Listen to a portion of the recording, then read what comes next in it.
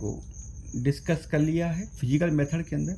अब high temperature के through sterilisation किया जाता है और हाई टेम्परेचर को 3 कैटेगरी के अंदर डिवाइडेड किया गया है। फर्स्ट है temperature below 100 degree centigrade. 100 degree centigrade पर जब स्टेलाइजेशन किया जाता है तो इसके अंदर आता है पास्चुराइजेशन, जो कि मिल्क प्रोडक्ट के लिए किया जाता है और वाइन वगैरह के लिए किया जाता है। सेकंड कैटेगरी है टेम्परेचर एट 100 डिग्री सेंटीग्रेड, जिसके अंदर एग्जाम्पल है बॉइलिंग वाटर एंड टेंडराइजेशन।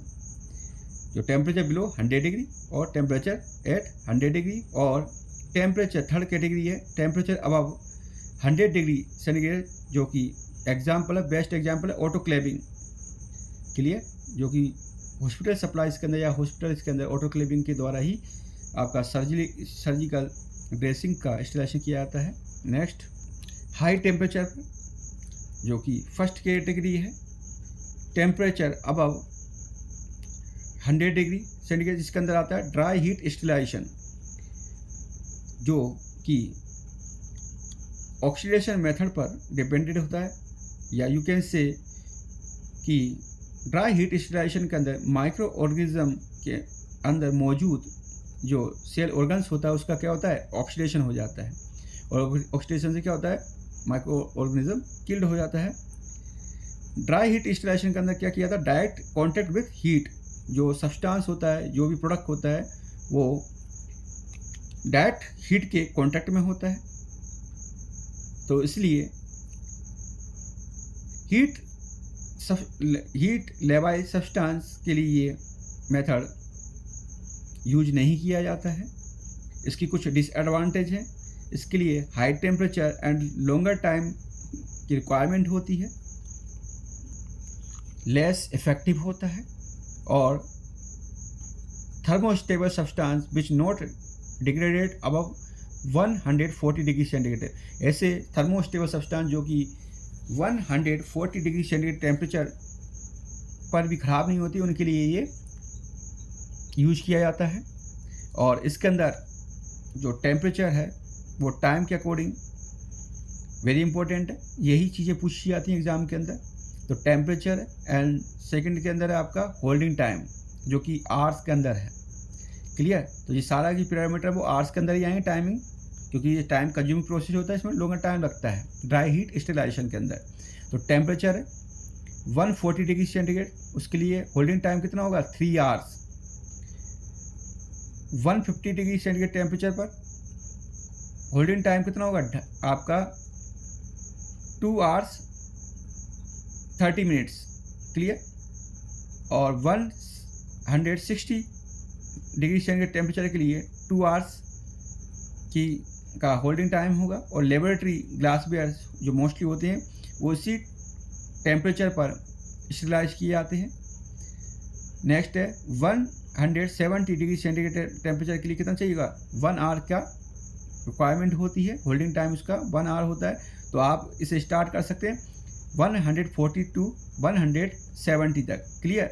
और याद करने का तरीका बता रहा हूँ कि आपको स्टार्ट करना 140 से 170 तक, और उसको 140 को 3, और जैसे जैसे टेम्परेचर बढ़ेगा वैसे वैसे ही इसका होल्डिंग टाइम कम होता जाएगा।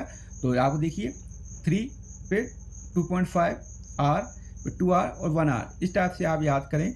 और ड्राई हीट स्टेलाइजेशन उन सब्सटेंस के लिए किया जाता है जिनके एग्जाम्पल हैं, वेरी इंपॉर्टेंट है, petroleum jelly, minerals oil, wax, talcum powder and glassware and metal instrument.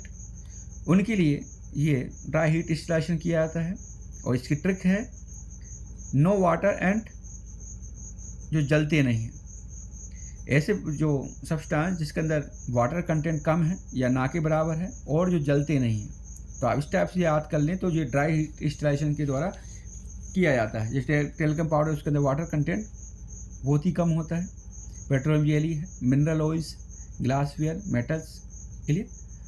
और जो ड्राई हीट स्टेलाइजेशन वो किस में परफॉर्म किया जाता है, हॉट एयर ओवन के अंदर। जो ओवन होता है, जैसे कि ब्रेड से आपका देखा होगा आपने कहीं जा कर के कि जहाँ पर टोस्ट बनते हैं वहाँ पर ओवन का यूज किया जाता है जो डायरेक्ट हीट के कांटेक्ट में होते हैं प्रोडक्ट के लिए। तो वेरी इंपॉर्टेंट है, हॉट एयर ओवन के अंदर ड्राई हीट इंस्टॉलेशन को परफॉर्म किया जाता है, जो कि आपको पिक्चर के अंदर दिखाई दे रहा है। नेक्स्ट कैटेगरी है इंसिनरेशन, मीन्स जलाना। डायरेक्ट ऑन फ्लेम, जो प्रोडक्ट को डायरेक्ट फ्लेम के ऊपर रखा जाता है।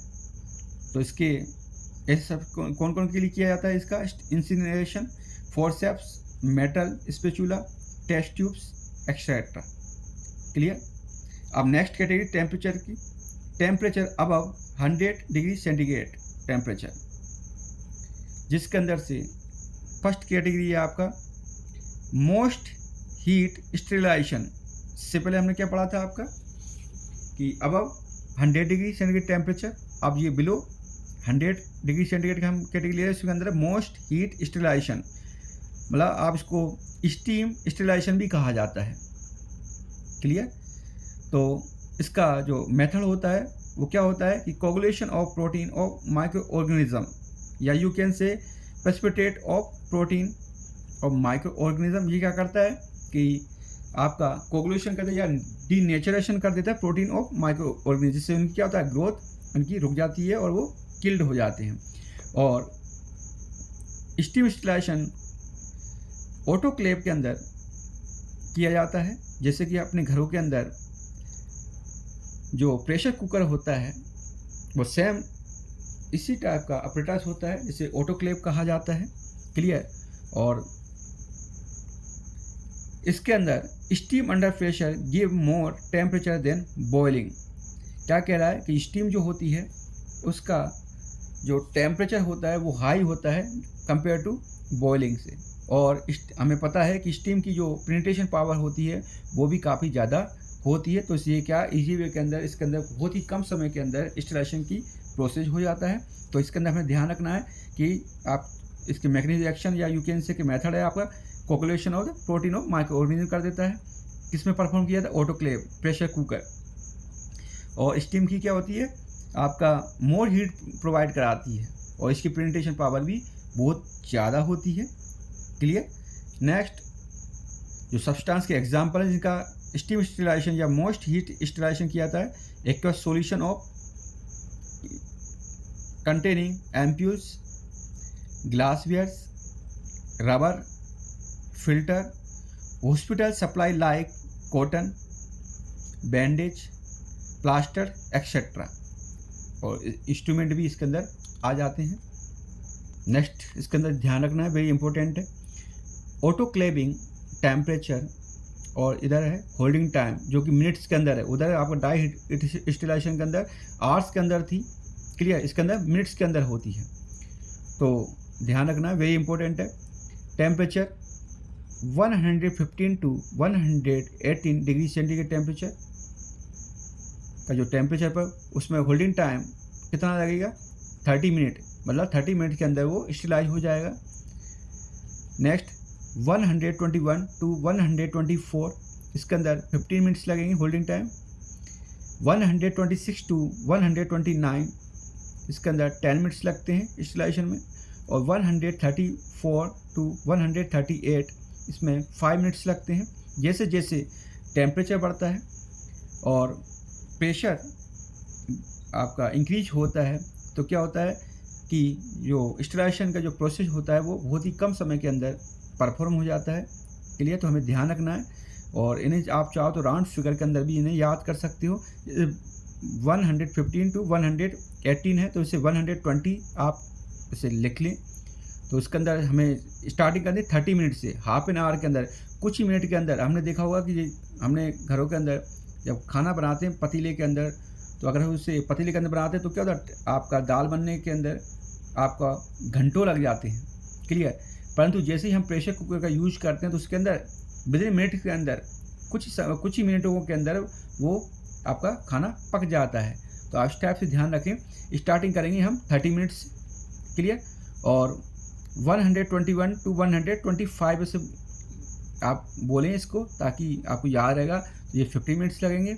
126 टू 130 राउंड फिगर के अंदर तो 10 मिनट्स लगेंगे, और 134 टू 140 इसमें 5 मिनट्स लगते हैं। तो हमें याद रखना बहुत ज़रूरी है, एग्ज़ाम के अंदर क्वेश्चन आती है इसके अंदर से। नेक्स्ट हमने टेम्परेचर, अब 100 डिग्री सेंटीग्रेड टेम्परेचर का हमने कैटेगरी को हमने एक्सप्लेन कर लिया है, क्लियर, जिसके अंदर ड्राई हीट स्टीलाइजेशन और स्टीम स्टीलाइजेशन आते हैं। नेक्स्ट कैटेगरी है आपका टेम्परेचर एट 100 डिग्री सेंटीग्रेड, जिसके अंदर फर्स्ट कैटेगरी है टेंडेलाइजेशन और फ्रैक्शनल स्टीलाइजेशन। मीडिया कंटेनिंग जिलेटिन और शुगर, उनका ऐसे मीडिया जिनके अंदर जिलेटिन या शुगर प्रेजेंट होती है, उनका टेंडेलाइजेशन या फ्रैक्शनल स्टीलाइजेशन किया जाता है। इसके अंदर एक प्रोसेस में समझा रहा हूँ। क्या होता है कि जो मीडिया है उसके अंदर नॉन वेजिटेटिव बैक्टीरिया और स्पोर प्रेजेंट होते हैं। उसमें को फर्स्ट दिन क्या किया जाता है कि उसे 100 डिग्री सेंटीग्रेड टेम्परेचर दिया जाता है फॉर 20 मिनट्स के लिए। अब 20 मिनट्स के लिए जब टेम्परेचर दिया जाता है तो क्या होता है, उसके अंदर जो मौजूद जो आपका वेजिटेटिव बैक्टीरिया और स्पोर्स होते हैं वो किल्ड हो जाते हैं, परंतु कुछ नॉन वेजिटेटिव बैक्टीरिया उसके अंदर रह जाते हैं। उसे इनक्यूबेट किया जाता है 2 से 3 डेज़ के लिए, क्लियर।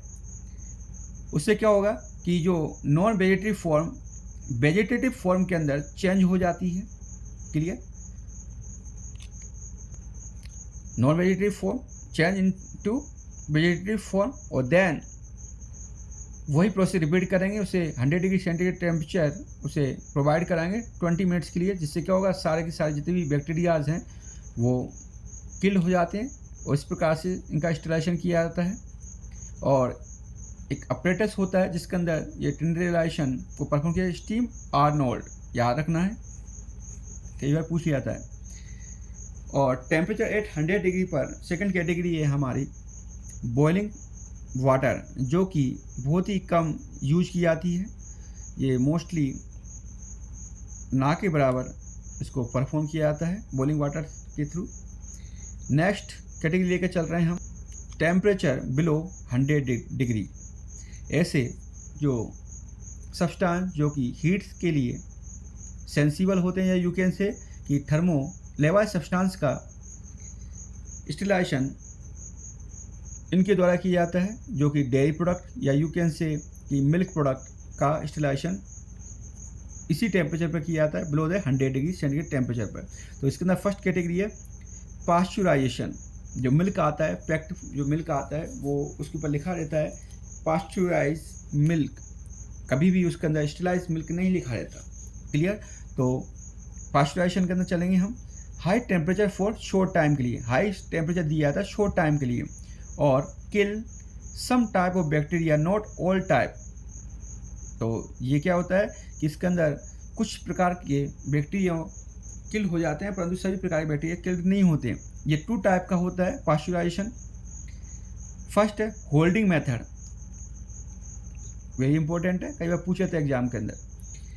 होल्डिंग मेथड जिसके अंदर जो मिल्क टैंक होता है उसके अंदर क्या किया जाता है कि मिल्क को हीट किया जाता है 63 degree centigrade temperature for 30 minutes के लिए। तो इससे क्या होता है कि जैसे सडनली टेम्परेचर चेंज होता है तो बैक्टीरिया इस चेंज को बर्दाश्त नहीं कर पाते हैं और वो सडनली किल्ड हो जाते हैं। तो हमें ध्यान रखना होल्डिंग मेथड के अंदर टेम्परेचर कितना होता है 63 degree centigrade temperature for 30 minutes के लिए, क्लियर। और नेक्स्ट है फ्लैश मेथड, जिसमें मिल्क को रिपीटेडली हीट दी जाती है 72 degree centigrade temperature for 15 second, very important है। 15 डिग्री सेंटीग्रेड आपका 15 सेकेंड्स के लिए 72 डिग्री टेम्परेचर उसे प्रोवाइड कराते हैं, देन रिपीटली कूल्ड किया जाता है। ये प्रोसेस आपका दोहराया जाता है कि एकदम से टेम्परेचर को बढ़ा दिया जाता है कुछ समय के लिए, देन उसको अगेन कूल किया जाता है लो टेम्परेचर के लिए। तो इस चेंजेस को बैक्टीरिया इसको सर्वाइव नहीं कर पाते इस चेंज के अंदर और वो किल्ड हो जाते हैं। तो मिल्क होते हैं वो इसी पास्चुराइजेशन मेथड के द्वारा स्टरलाइज किए जाते हैं। नेक्स्ट एग्जांपल है मिल्क, क्रीम और अल्कोहलिक बेवरेज, बियर और वाइन का स्टरलाइजेशन पास्चुराइजेशन मेथड के द्वारा किया जाता है। वेरी इंपॉर्टेंट है, कई बार पूछ लिया जाता है। क्लियर। और नेक्स्ट कैटेगरी है रेडिएशन स्टरलाइजेशन और कोल्ड स्टरलाइजेशन, जिसके अंदर कोई हीट प्रोड्यूस नहीं होती